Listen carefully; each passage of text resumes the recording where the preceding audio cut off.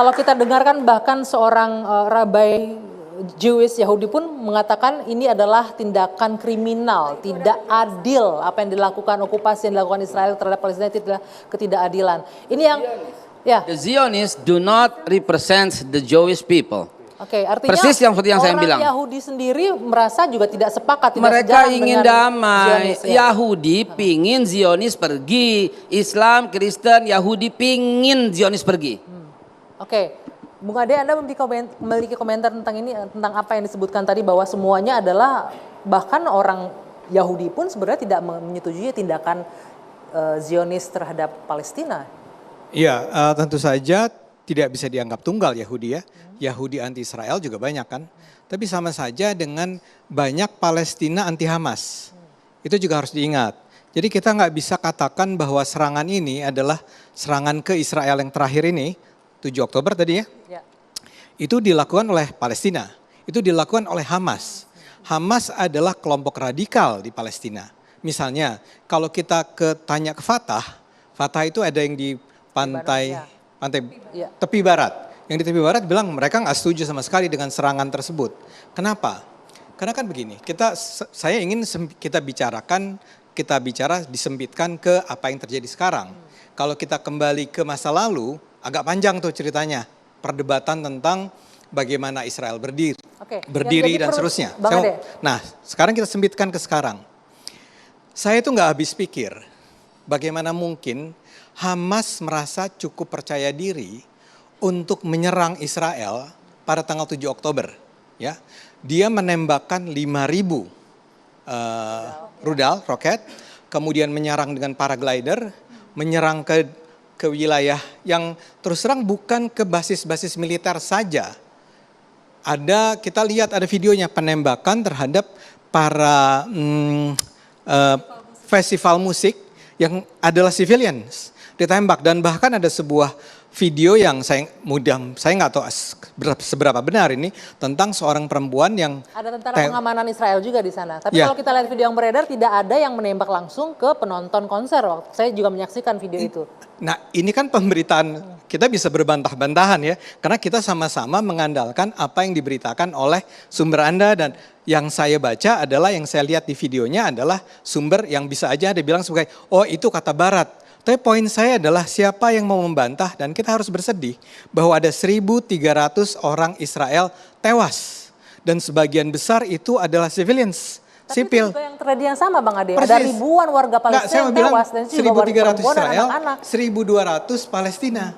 Nah ini terjadi kenapa? 2.200 Palestina, ya, awalnya 232 lawan 700. Oke. Kita nggak bicara data ya? Bukan, itu total Bang Ade sampai sekarang. Kalau tanggal 7 cuma 200, sementara Israel orang Palestina 700. Ya. Anggaplah itu benar. Ya. Tapi pertanyaannya kenapa terjadi pembunuhan? Karena ada serangan, itu yang saya bilang. Saya nggak mengerti Hamas itu melakukan serangan ke Israel. Anda nggak yakin dengan kekuatan Hamas? Artinya ada yang membackup di balik itu? Bukan. Atau apa? Anda itu Hamas itu sangat lemah dibandingkan dengan Israel. Kalau saya jadi orang Palestina, saya tahu nih kalau saya serang Israel, Israel akan membalas dan terbukti dibalas. Ya, jadi pembalasan apa? Pembiaran terlebih dahulu agar bisa membalas lebih besar. Anda begitu? Kok memotong saya? Gimana? Saya bilang tidak ada pembiaran. Hamas menyerang Israel. Ya, kan Anda bilang Anda nggak yakin Hamas bisa punya kekuatan seperti itu. Lalu poinnya adalah? Poinnya adalah ya pasti dihabisi lah. Apa yang terjadi sekarang ini harusnya sudah bisa diantisipasi oleh Hamas. Bahwa kalau saya melakukan serangan terhadap Israel, Israel akan membalas, dan Israel itu akan didukung oleh Amerika Serikat, oleh Inggris dan seterusnya. Siapa yang membackup Hamas? Iran, Hizbullah.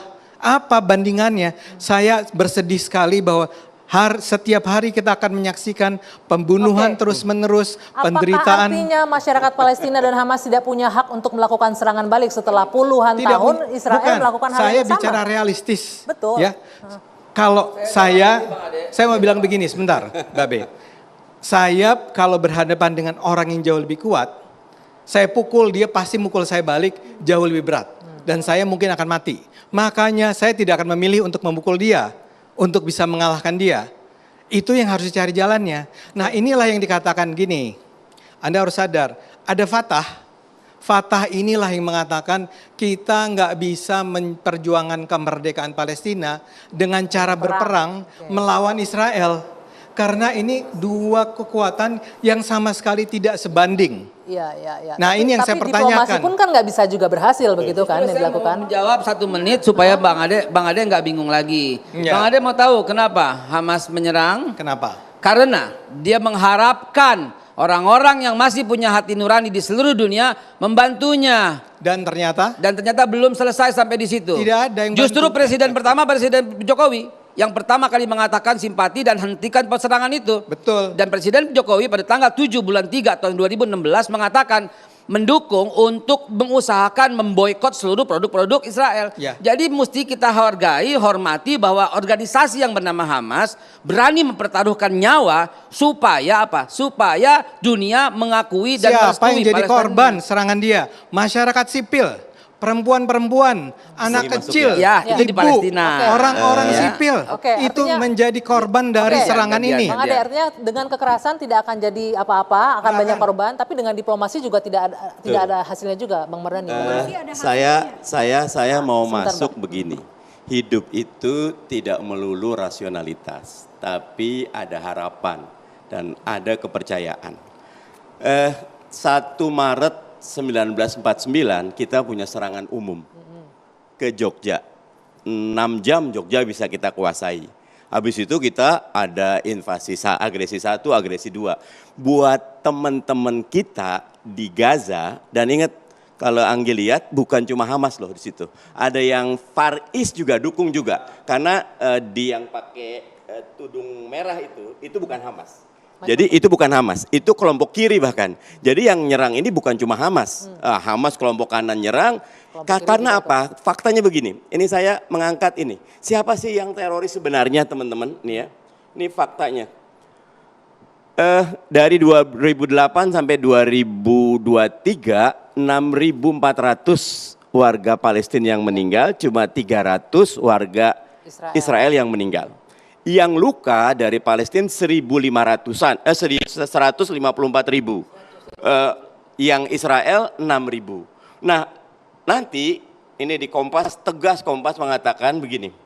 Mbak Monik mungkin harus datang ke Gaza. Gaza itu neraka dunia. The biggest prisons on the earth. 2,2 juta orang. Hidup di Dan 410 bukannya mereka nggak kilometer, bisa menghasilkan air, tidak bisa menghasilkan listrik, tapi Israel memutuskan tidak boleh ada air, tidak boleh ada listrik, tidak boleh ada makanan yang masuk ke dalam Gaza kecuali dikontrol oleh Israel.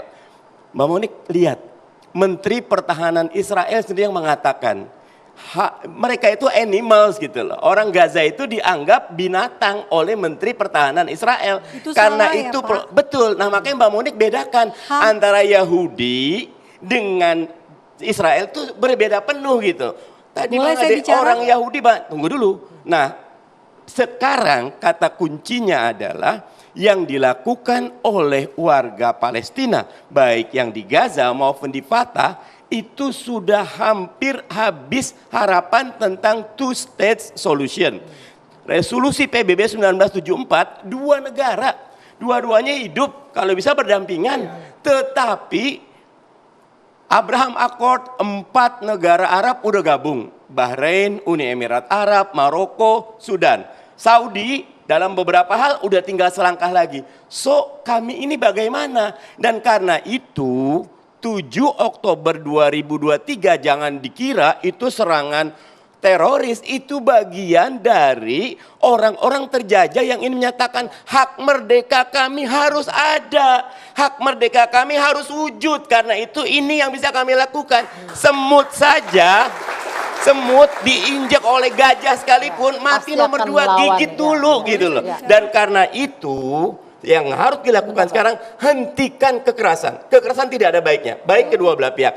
Tetapi yang kedua, kemerdekaan Palestina jawabannya. Tanpa merdeka Palestina, kekerasan akan terus berjalan. Begitu. Boleh saya Oh, bicara? itu. Tadi Bang Ade bilang perang tidak akan menjadi solusi, diplomasi juga tidak akan. Tapi Mbak Monik bilang diplomasi menghasilkan. Iya. Tapi nanti kita jawab ya. Kita jeda dulu sejenak. Dua Sisi akan kembali saat lagi.